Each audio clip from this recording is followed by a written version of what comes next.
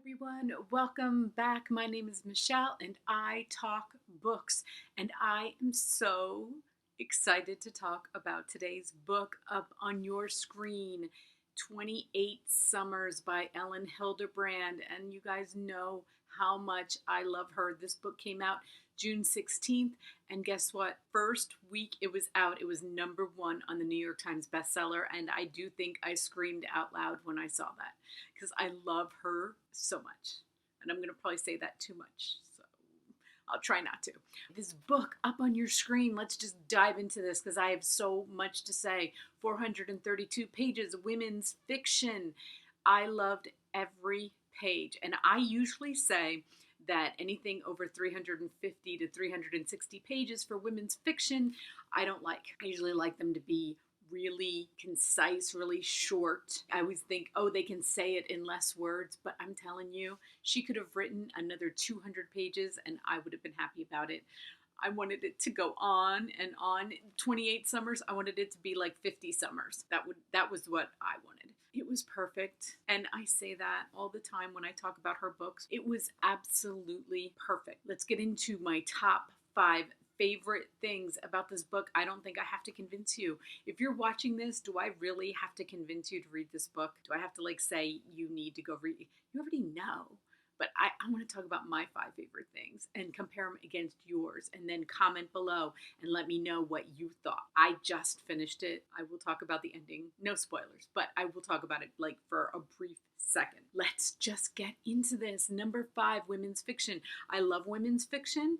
I need it to be done perfect. I just do. I'm really critical of women's fiction.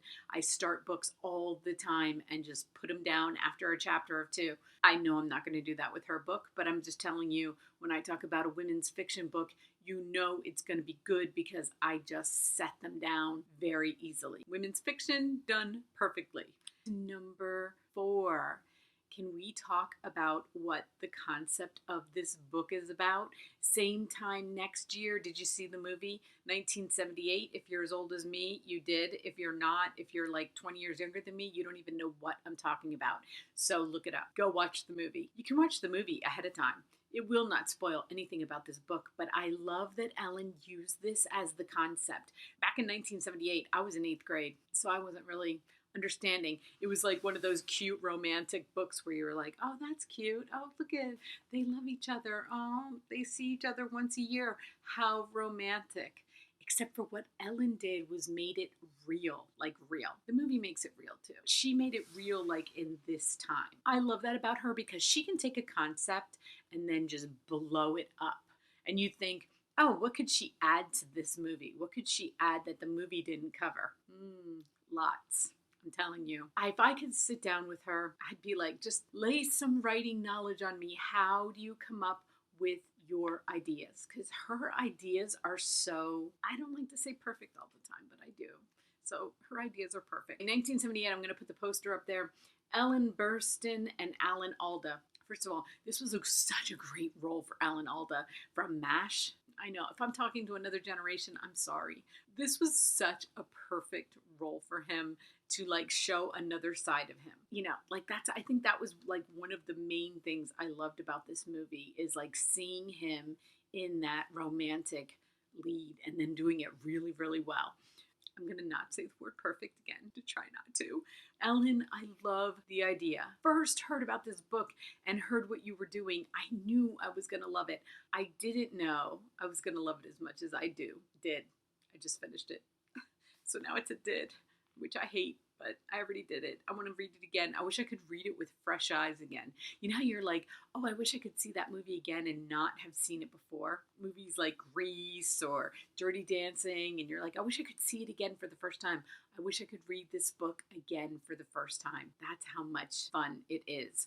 So now let's get into the story. Number 3, we've got Mallory Blessing. First of all, how much do we love her name? That's another question I would ask Ellen if she were sitting in front of me. I'd say, how did you come up with Mallory's name? How did you pick the word blessing as her last name?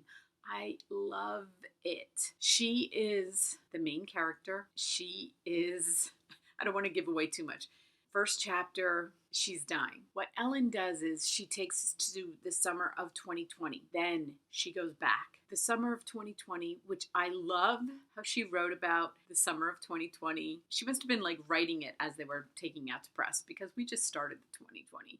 She nailed it. Nailed it. What I love about her books too is that there's always a historical fiction in it. She gives us so much information. She doesn't call it historical fiction. I think maybe one of her books, she kind of said, so I think Summer of 69. It's not historical fiction, but she gives us so much history that it like borderlines historical fiction. So I love how she did 2020 because of what we're going through. She kind of nailed it right away. But we find out Mallory's dying. We don't know Mallory yet, so we're not like attached to her yet. We're like, okay, she's dying, and then we go back. Every other year, we get to know this Mallory. We relate to, we cheer her on, we cry with her, we say, don't do it, get away from him. And then we're like, no, you can't give him up. Don't give him up, and don't love anyone as much as you love him. We are there for her. We are her. You know how most characters, you're like, she was my best friend. We're like her best friend in this book. How does Ellen do that? I don't know. How do you do it, Ellen? Because now we're on to number 2, Jake McCloud. Everyone, I think we're going to come away with this book, especially women my age, and say, we need a Jake McCloud in our life. But I'm not sure we do. We would want him. We really would. If we were honest with ourselves. I don't care how happy of a relationship you are in right now. You've been married for 30 years, 40 years. You are reading this book and you're thinking, if I had a Jake in my life, what would that look like? How happy would I be? Could I let him go? Because you got to let him go. It's only one weekend a year. Can you let him go? She lets him go every year off to his life. Could we do that? I don't know. But then she loved seeing him every year. You think you're going to know. If you have not read this book yet, you're like, oh, I already know the concept. I already know what she's going to do.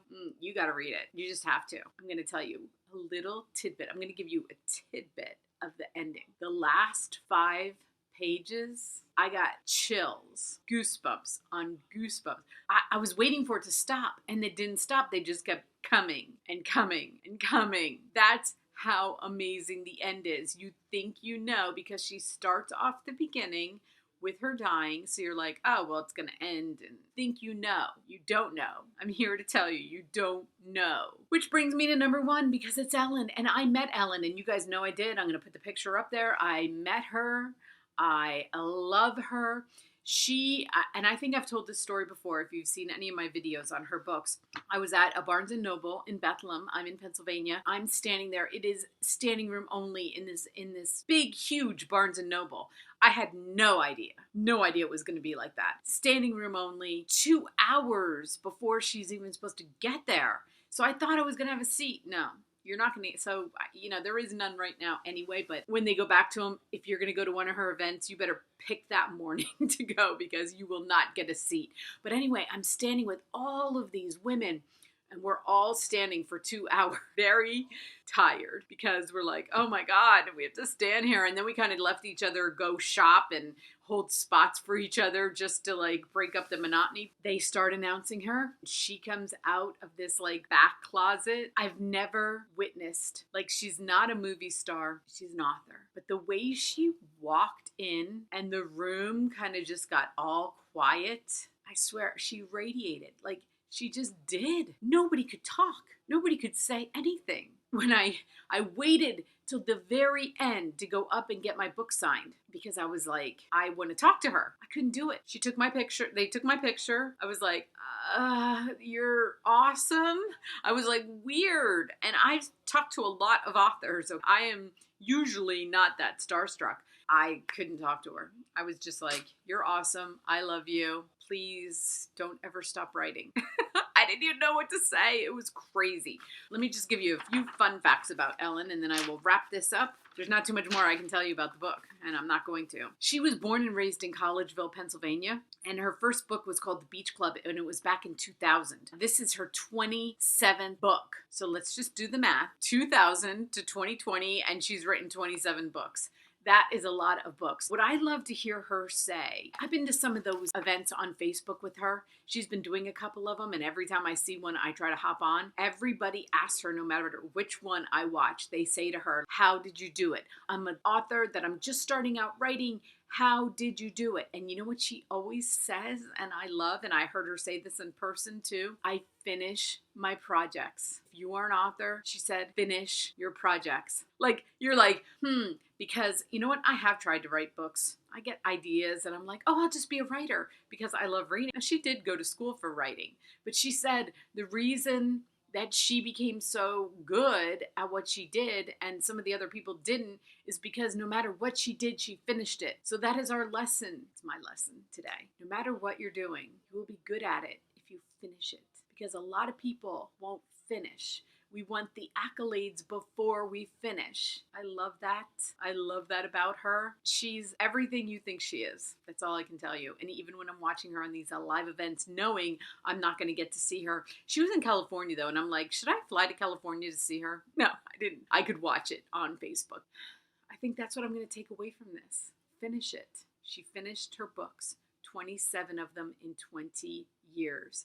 And that's why she is who she is. I love you, Ellen. I know you may never see this because you've got too many people out there talking about this book. Everyone, just know this is number one on the New York Times bestseller the week it came out. If that doesn't tell you something, we're not crazy. It's that good. Go read it. Amazon, IndieBound, for those of you who can get to your bookstores. I'm so sad that I'm done with this book. I don't even know what I'm reading next. I tried to think about it. I always do before I finish a book. I usually know what's next. The thought of finishing it made me so sad that I didn't pick out another book. I will be starting one tonight, and I just don't know which one it is. Hit like, subscribe, please, and until my next video.